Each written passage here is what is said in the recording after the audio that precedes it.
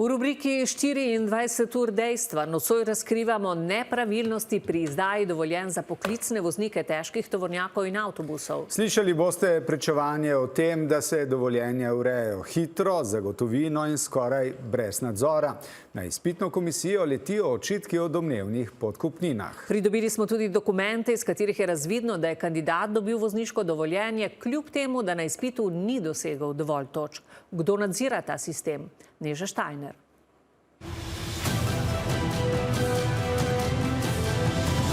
Je prišel že kar s kupljenim dovoljenjem, ne vem na kakšen način, od koga, kje, kako. Tako se domnevno pridobivajo dovoljenja za poklicne voznike, ki neposredno vplivajo na našo varnost v prometu. Ključno vprašanje torej je, kako sistem takšne zlorabe sploh dopušča. Vsi slovenski državljani in tujci, ki želijo v državah Evropske unije voziti tovornjake in avtobuse, morajo pridobiti temeljno kvalifikacijo, tako imenovano kodo 95.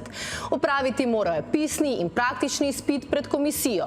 Če so uspešni, dobijo spričevalo dovoljenje, ki ga na to vsakih 5 let obnavljajo. Letos ga je obnavljalo dobrih 24 tisoč voznikov. Voznike pri nas usposablja 30 centrov, ki jih je pooblastilo Ministrstvo za infrastrukturo. Kandidatom računajo v povprečju 600 evrov, letos je kodo delalo 6500 voznikov. Torej so centri skupaj prijeli slabe 4 milijone. Kot vidite, je uspešnost kandidatov v zadnjih letih nekje 90-odstotna. Izkušeni poznavalec, katerega identiteto smo zakrili, priča o dvomljivih poslih, ki potekajo pri usposabljanju voznikov. Zadnji primer, ko smo imeli, je prišel že kar s kupljenim dovoljenjem, ne vem na kakšen način, od koga, kje, kako. Očitno je veljaven, če ga je pač z naše strani večkrat kontrolirala policija po Evropi in je dokumentacija štimala. Pa je, kupujejo v Bosni, Srbiji se da kupiti od ADR-ja do temeljne kvalifikacije. Na trgu se pojavljajo posredniki med zainteresiranimi vozniki in centri, kjer opravljajo izpite. Mislim, da je na celo ta način je kupljeno. V petek popoldne smo poklicali enega izmed posrednikov.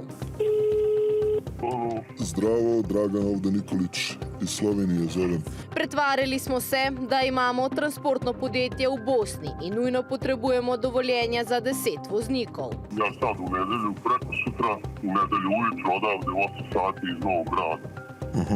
Vozim ljude i znači samo jedno noćenje i ponedeljak popodne u 4 sata, ponedeljak popodne pola. Kandidatom pošljajo literaturo, vse se uredi brez zapletov. Mi to radimo više od 9 godina, tako da imamo dosta dobru prolaznost. Znači ako imamo to uče, pročitaju par puta, imamo nekih, ajmo reći, 97-98% prolaznosti. In strošek skupaj za izpitom. Ako ide naš prevoz i gore noćenje, onda je 6 eura po kandidatu. Še en posrednik. Možda se mora pripremiti, ne može doći u Sloveniju, doći kao da je krenuo na izlet. Treba pripremiti, treba sad što zima, da je procenat je dobar. Ako je 10 vozača u komadu, onda može malo i bolja cena. Poklicali smo posrednika, v katerem so bosanski mediji poročali, da ga policija sumi prodajanja vozniških dovoljenj. Preverili smo, ali se dovoljenje lahko kupi. Pogrešnim čovjekom o to pričate, takve stvari meni prvo zanimaju. Dosta problema nije bilo, sve ide svojim tokom, nema potrebe ni ubrzavati nešto. Predlagal nam je, naj ga voznik neposredno kontaktira. Slobodno može razvati, ja ću da imam to sve objasniti. Vse pogostejši vozniki iz Azije. Mislim, da to sploh ni dovolj preverjeno, ali te ljudje dejansko pridejo z vozniškim dovoljenjem ali ne. Tako da se nagibamo tudi k temu, da verjetno pridejo s kakšnimi kupljenimi, ponarejenimi ali ne vem kako dobljenimi tem vozniškim dovoljenjem.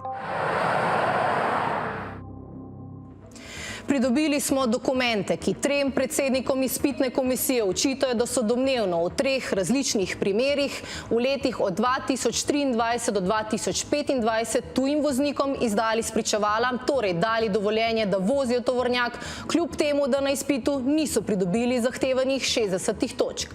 Poglejmo konkreten primer. Državljan Maroka je pridobil 38 točk, torej 22 točk premalo. Kljub temu je izpit opravil in dobil dovoljenje. dovoljenje. Takšne prijave še ni bilo, pravi generalna direktorica Direktorata za ceste Andreja Knez.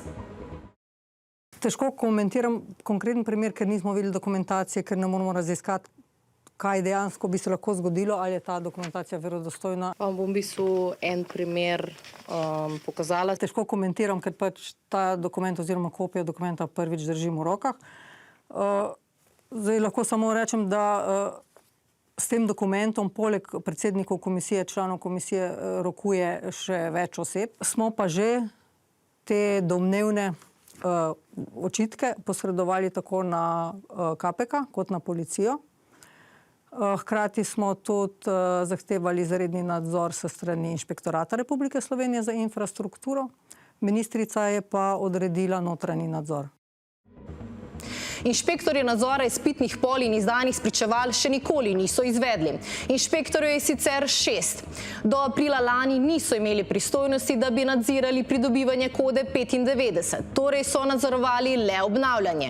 V zadnjih 3 letih so ugotovili 18 kršitev. Kdo so kršitelji, ne razkrivajo. Leta 2023 10 kršitev in za 3200 evrov kazni. Predvsem zaradi nepravilnega vodenja evidenc o prisotnosti kandidatov. Leta 2024 je bilo kršitev in kazni manj. Letos so ugotovili 1 kršitev, kazni pri pridobivanju kode niso predvidene. Izjavo pred kamero so inšpektorji zavrnili. Manipulacije na izpitih in očitki o podkupninah članov komisije. Tudi to je realnost usposabljanja voznikov. Manipulacije na izpitih. Kandidati nekako razpolagajo z izpitnimi polami, da se učijo po izpitnih polah, po izpitnih vprašanjih. So cele skripte prilepljene pod mizo ali na mizo si napišejo čisto na majhno. Rešitev. Ne bojo več fiksne pole, kot so bile do zdaj, naprimer je bilo 20 slovenskih pol, v tujih jezikih malo manj. Se bojo za vsak izpitni rok avtomatsko generirala naključni sistem izpitnih vprašanj. Mobilni telefoni, pametne ure so prepovedani.